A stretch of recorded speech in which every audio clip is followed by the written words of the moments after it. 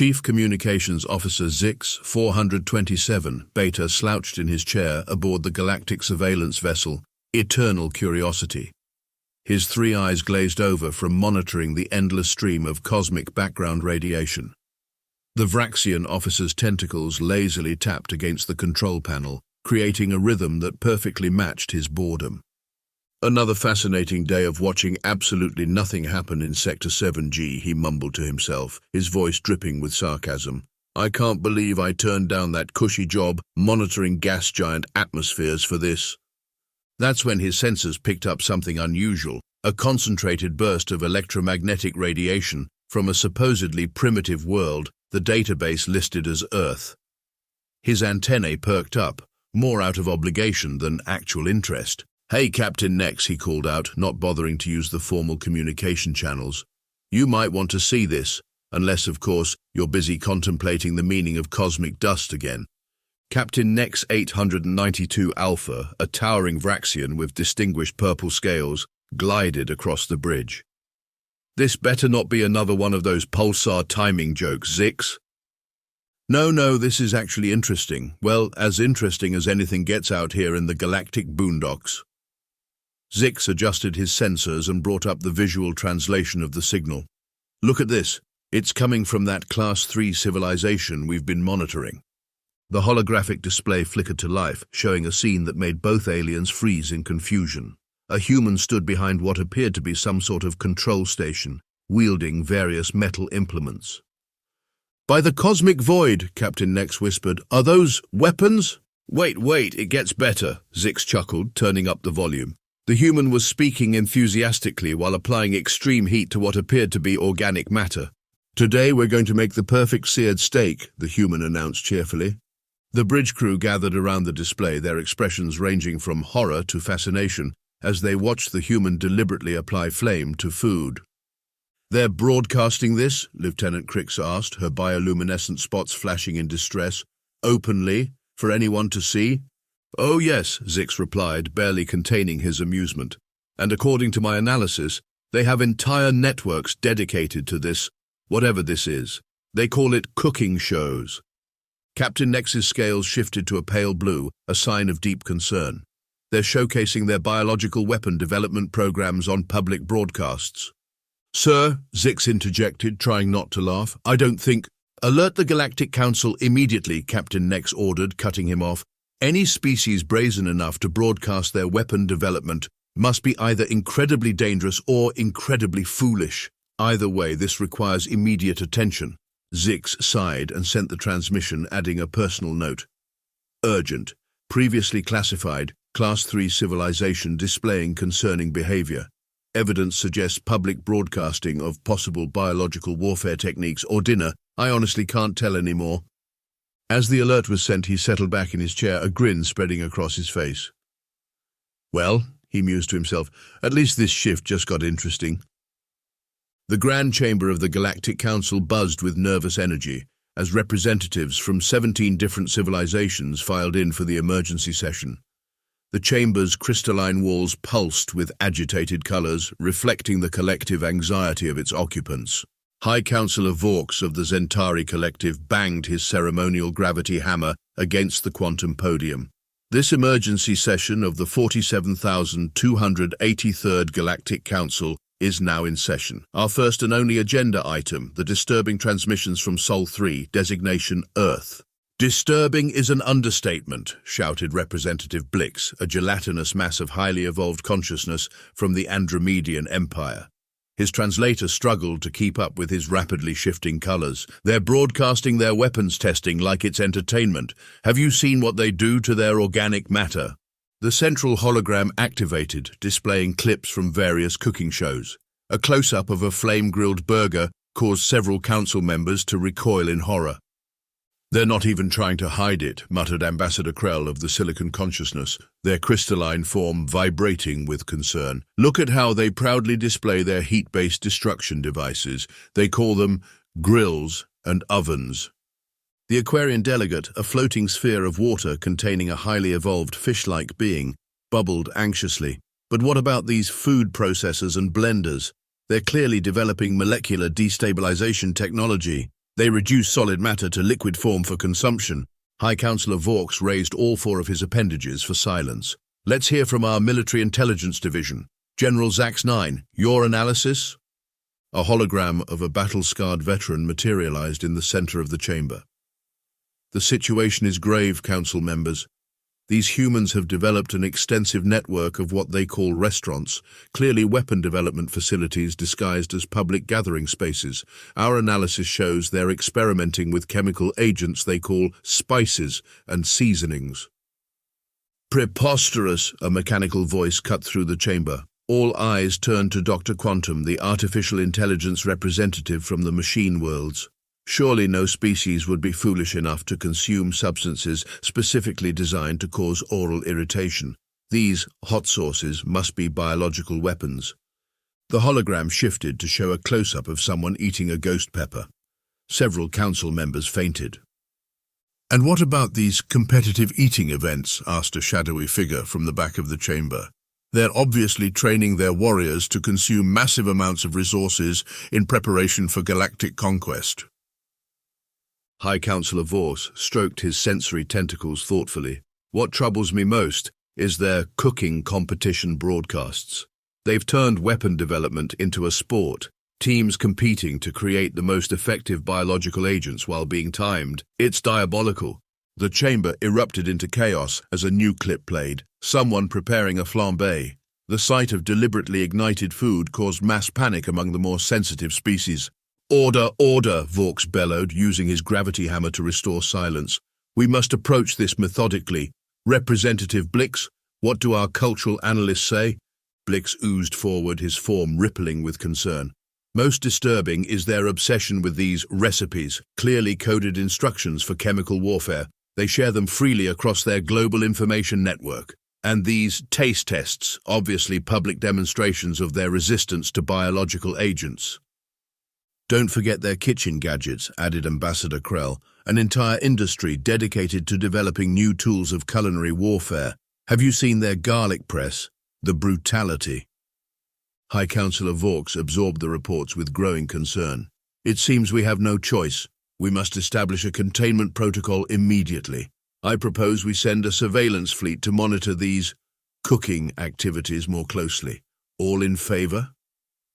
The chamber lit up with unanimous agreement, though several representatives were still recovering from the flambé footage. "Very well," Vaux concluded, trying to maintain his composure while a clip of someone kneading bread played in the background. "May the cosmic forces help us all if these humans ever discover our weakness to their so-called MSG. Operation Observe Those Crazy Humans, renamed from the original Culinary Containment, after someone pointed out the acronym was unfortunate, was proceeding exactly as chaotically as one might expect. The Galactic Council's observation fleet hung in high orbit, their advanced cloaking technology rendering them invisible to Earth's primitive detection systems. Commander YXL watched the screens with mounting anxiety, his protective mucus layer getting thicker by the minute. "Another broadcast starting. Quick, get me a translation." The ship's AI complied, bringing up a live feed from something called Championship BBQ Masters. The crew watched in horror as humans gathered around massive metal containers billowing smoke. "Look at the scale of these weapon tests," Lieutenant PX exclaimed, her crystalline form clouding with stress. "They're not even trying to be subtle anymore." On screen, a burly human in an apron covered with cartoon pigs declared, "Today, we're smoking these bad boys low and slow. 18 hours of pure brisket magic. 18 hours of continuous chemical exposure." Commander YXL's mucus began dripping onto the control panel. "The endurance of these humans is terrifying. And what's a brisket? Some kind of biological agent?" The observation continued as teams of humans competed to create what the fleet's analysts were now calling maximum flavor payload devices. The sight of someone injecting a turkey with marinade caused 3 junior officers to request immediate transfer. Meanwhile, in suburban Chicago, Bob Johnson was completely oblivious to the panic he was causing several hundred miles above his backyard. He proudly live-streamed his annual 4th of July barbecue, unaware that his Kiss the Cook apron had been classified as ceremonial battle armor by alien intelligence. Now folks, here's the secret to perfect grill marks, Bob announced to his followers, completely unaware that the Galactic Council had just upgraded humanity's threat level based on his advanced searing techniques.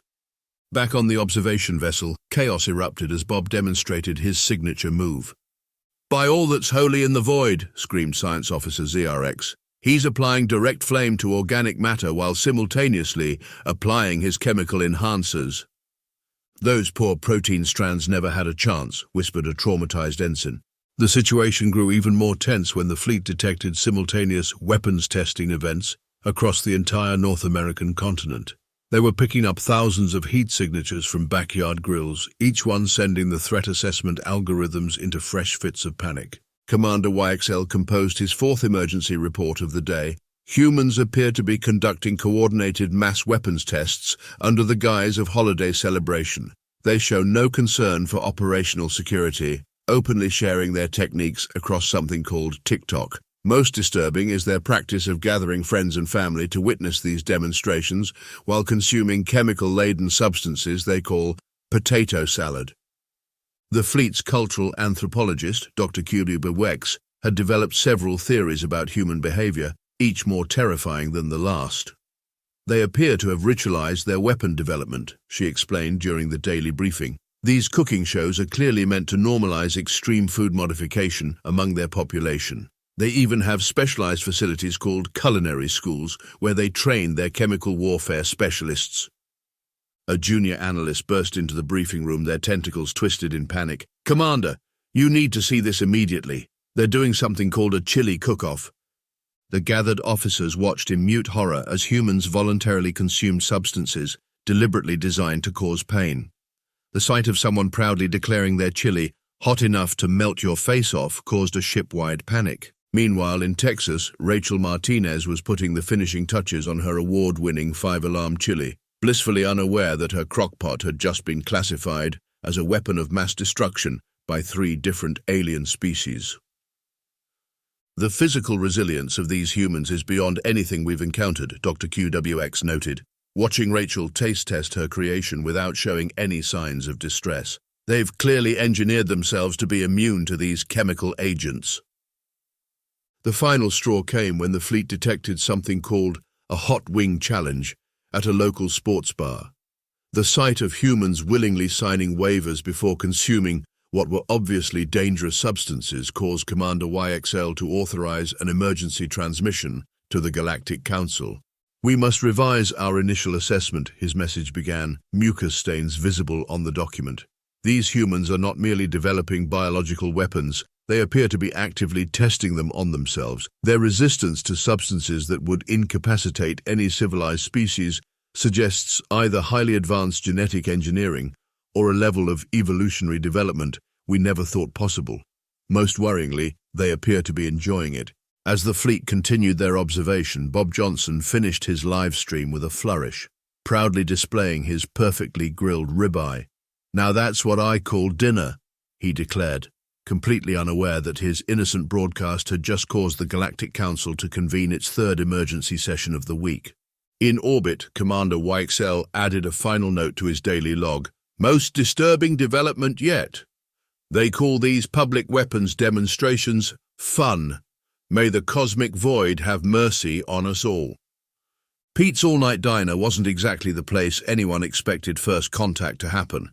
Located just off Highway 27 in Nebraska, it was famous for 3 things: bottomless coffee, questionable health inspection ratings, and the best damn hash browns this side of the Mississippi. At 3 a.m., the diner's only occupants were a sleepy truck driver, 2 college students pulling an all-nighter, and Pete himself, who was busy destroying perfectly good eggs on the griddle, as he'd done every night for the past 30 years. That's when the bell above the door chimed, and 3 figures in what appeared to be hazmat suits walked in. "Welcome to Pete's," Pete called out without looking up from his griddle. "Sit anywhere you like except that last booth. It's got a spring that'll send you to the moon." The aliens, though nobody realized that's what they were yet, huddled together, their environmental suits whirring as they processed the scene. Lieutenant Cricks consulted her xenobiology handbook, trying to make sense of the situation. "This appears to be one of their weapon development facilities," she whispered to her teammates, "disguised as a public gathering space, just as our intelligence suggested. Look, Agent Zix pointed at the griddle. Live weapons testing, and there are civilians present. Pete finally looked up at his unusual customers. You folks gonna order, or are you practicing for a nuclear waste cleanup? The aliens cautiously approached the counter, their suits' sensors going haywire from the combination of coffee fumes, bacon grease, and Pete's special everything seasoning that he claimed was just pepper, but had once made a health inspector cry. We are here to observe your facility, Lieutenant Crix announced through her translator. Pete raised an eyebrow. Health inspection's not due for another month, but knock yourself out. You want coffee while you're observing? Before they could answer, one of the college students called out, Hey Pete, can I get the Western omelette? Extra hot sauce. The aliens watched in horror as Pete cracked eggs into a bowl. Biological material extraction, Agent Zix noted frantically, and began whisking them with practiced efficiency. Sir, Lieutenant Crix called out, we must ask you to cease your chemical warfare activities immediately. Pete paused, spatula in mid-flip. My what now?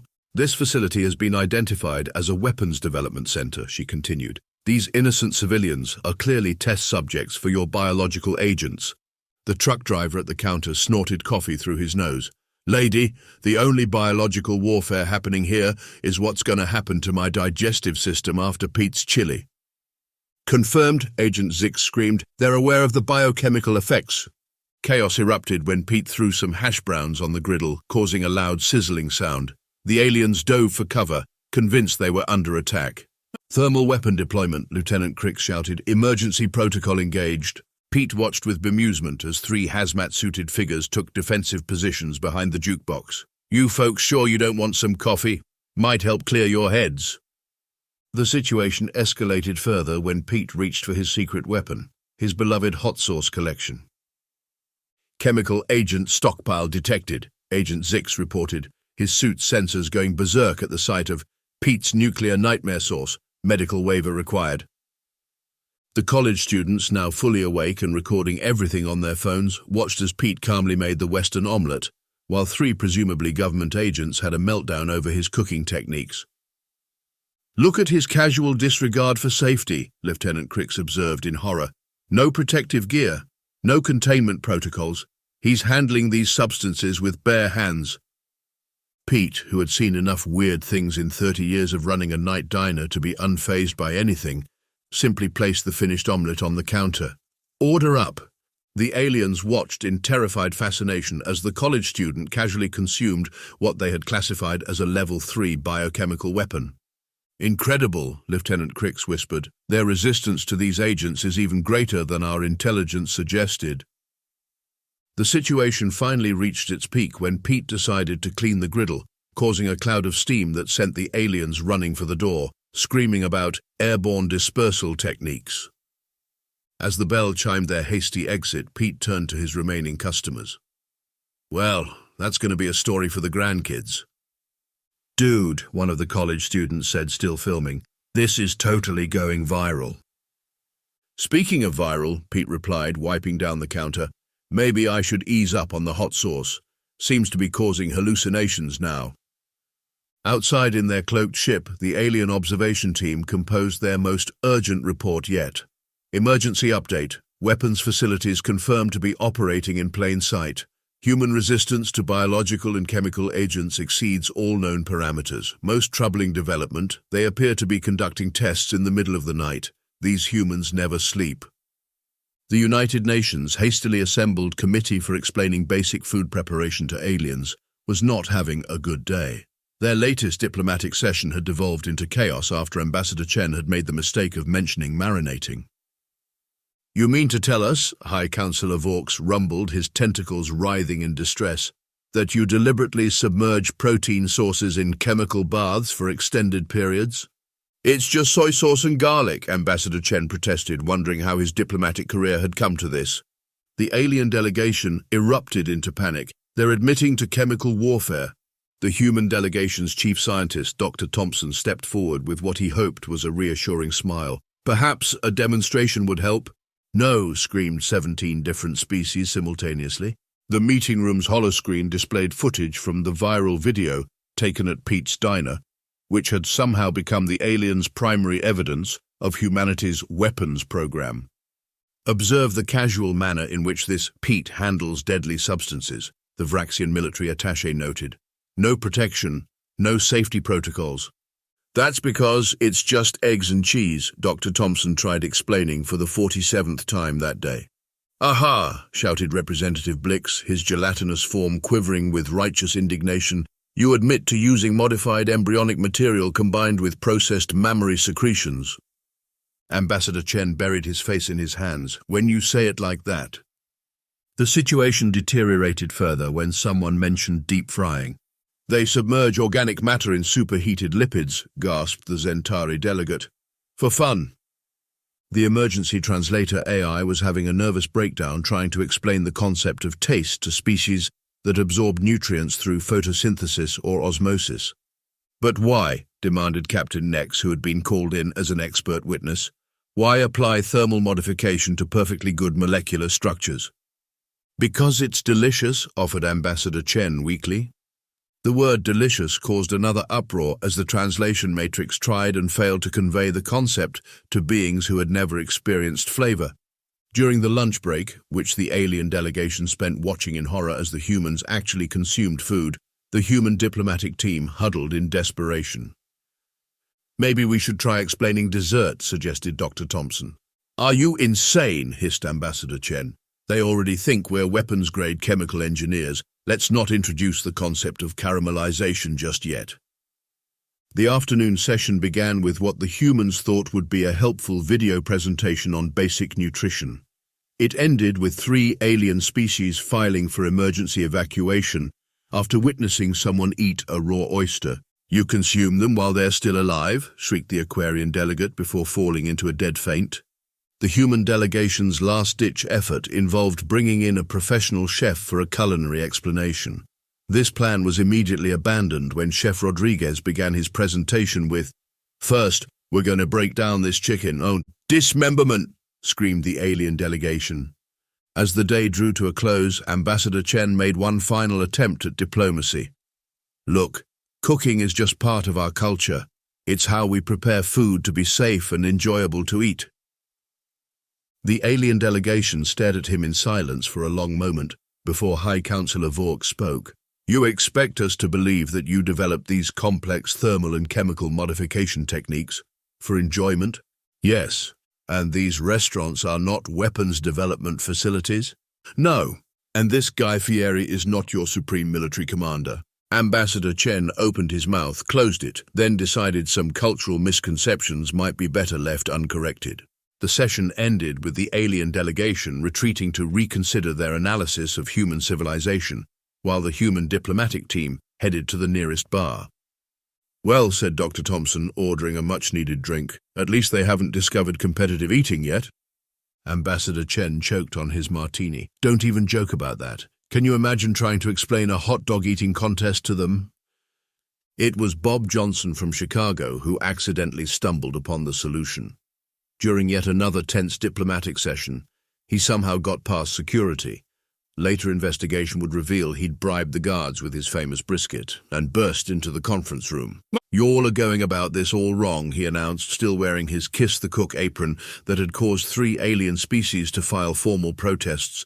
You can't explain cooking, you gotta experience it. Before anyone could stop him, he pulled out a covered plate and declared, I challenge any one of you to try my award-winning pulled pork sandwich. The alien delegation's security team immediately classified the sandwich as a Level 4 biochemical weapon. But High Councillor Vors, perhaps tired of the endless diplomatic circles, raised his tentacle. I accept this challenge, he declared, causing several of his advisors to faint dead away. And thus the first intergalactic culinary competition was hastily organized, despite numerous protests from the Galactic Council's Safety Committee. The event was held in a converted stadium, with representative chefs from Earth facing off against culinary experts from 17 alien civilizations. The alien contestants mostly specialized in nutrient paste optimization and photosynthetic efficiency protocols. The human team included Pete from the diner, now something of a celebrity in certain galactic circles, Bob Johnson, who wouldn't stop talking about his rub recipe, and 3 Michelin-starred chefs who couldn't believe this was their life now. First round, announced the moderator, a neutral AI chosen for its lack of taste buds. Earth-style breakfast foods versus standard morning nutrient supplements. Pete stepped up to his station, firing up a griddle that caused several alien spectators to don protective gear. Time to show them what real hash browns can do. The alien contestants watched in horror as Pete cracked eggs one-handed while simultaneously flipping pancakes. The Zentari chef nearly passed out when Bob started making bacon. "The human is applying extreme heat to cured meat products," screamed one commentator. "And, by the void, he's collecting the rendered lipids for future use." The judging presented its own challenges. While the human judges enthusiastically consumed both alien and Earth dishes, the alien judges had to be convinced that Pete's Grand Slam breakfast wouldn't dissolve their internal organs. High Councillor Vaux, demonstrating either tremendous courage or complete insanity, was the first to try the pancakes. The entire stadium fell silent. Vaux's eyes all widened simultaneously. His tentacles began to wave in what humans would later learn was a sign of extreme pleasure. What is this sensation?" "That's maple syrup, sir," Pete explained proudly. "We've been monitoring the wrong aspects of human civilization entirely," Vaux declared, reaching for another bite. "This isn't weapon development, this is art." The competition continued, with each round revealing new surprises. The aliens discovered that their specialized nutrient absorption organs could in fact experience taste. They just never had a reason to before. The humans learned that some alien dishes, while visually disturbing, were actually quite delicious once you got past the fact that they glowed in the dark. Crisis points included the moment someone explained the concept of spicy to a silicon-based life form, Bob's demonstration of deep frying, which violated several galactic safety protocols, the discovery that one alien species got mildly intoxicated from eating bread, Pete's chili, which was officially classified as a controlled substance in 3 star systems. The turning point came during the dessert round. Dr. Thompson, who had been stress-eating his way through the competition, suddenly realized something. "Wait a minute," he said, watching a Vraxian contestant manipulate molecular structures to create their version of a sweet treat. "Aren't you technically cooking too?" The alien chef froze. "This is different. This is a precisely controlled transformation of organic matter through the application of energy and catalyst to create a more palatable form. That's literally the definition of cooking." The revelation rocked the galactic community. It turned out that every species had their own version of cooking. They just hadn't recognized it as such. The Zentari modified nutrient pastes through controlled electrical currents. The Aquarians had complex methods of fermenting microscopic organisms. Even the silicon-based life forms had ways of reshaping mineral deposits to be more efficiently absorbed. "We've been cooking all along," High Councillor Vaux realized. Halfway through his third plate of Pete's hash browns, "We just didn't have the sensory organs to appreciate it the way humans do." As the competition drew to a close, scores were deemed irrelevant. The event had evolved into a cultural exchange, with chefs from different worlds sharing techniques and discoveries. The Vraxian team was particularly interested in Bob's BBQ techniques once they realized smoking meat wasn't technically a form of chemical warfare. Though, Bob admitted, my 5-alarm sauce might qualify as one. The final surprise came when Pete offered to teach some alien chefs how to make his famous chili. The resulting fusion dish, combining Earth spices with alien molecular gastronomy, created what witnesses described as a religious experience, assuming your religion involves having your taste buds transcend dimensional barriers. The dish was immediately banned in 12 star systems and became the most sought-after black market commodity in the galaxy. 6 months after the great cooking competition, humanity had become the hottest topic in galactic society. Earth's admission to the Galactic Council was fast-tracked after 3 influential species threatened to resign if they couldn't get regular access to pizza delivery. Pete's all-night diner became Pete's all-night intergalactic grill, now floating in space station orbit, with branches across 17 star systems. His menu required a 20-page legal disclaimer and a signed waiver for anything involving his hot sauce collection. "Never thought I'd be serving hash browns to beings made of living crystal," Pete mused, watching a silicon-based life form practically vibrate with joy over his signature breakfast special, though they're better tippers than the truckers. Bob Johnson's BBQ techniques had sparked a cultural revolution. The Vraxians had declared smoke rings a religious experience, and his Kiss the Cook apron had become a coveted spiritual artifact. Humanity's cooking shows were now the most watched programs in the galaxy, though they still carried warning labels. Warning contained scenes of extreme thermal modification and casual handling of potentially volatile organic compounds. Viewer discretion advised. The Galactic Council's Xenoanthropology department had to create an entirely new field of study, comparative culinary psychology. Their first published paper was titled, From Threat Assessment to Food Assessment, How Humanity's Thermal Application Techniques Revolutionize Galactic Culture. But perhaps the most significant change came in the form of the annual Intergalactic Food Festival, where chefs from across the cosmos gathered to share techniques, recipes, and the occasional minor explosion. The event required its own space station, 3 emergency response teams, and a dedicated legal department. Chief Communications Officer Zix 427 Beta, who had first discovered Earth's cooking broadcasts, was now the host of Cooking with Humans, a survival guide. His signature sign-off became famous across the galaxy. Remember, if humans can eat it, it's probably not going to kill you. Probably. As for High Councillor Vorks, he became such a fan of human cuisine that he had special tentacle-compatible cutlery designed. He was last seen arguing with Dr. Thompson about the proper way to eat spaghetti. The final irony: Earth's first major export to the galactic community wasn't its technology, art, or philosophy. It was instant ramen. The freeze-dried noodles became a sensation among species that had never experienced the concept of comfort food. Looking back, historians would note that what could have been humanity's first interstellar war was prevented by a sandwich. Though, as Pete liked to point out, it wasn't just any sandwich, it was his triple-decker, extra crispy, guaranteed to change your life bacon club. Turns out, he'd say with a grin, watching ships from across the galaxy dock at his space station diner, the way to universal peace was through the stomach all along, even for species that don't technically have stomachs.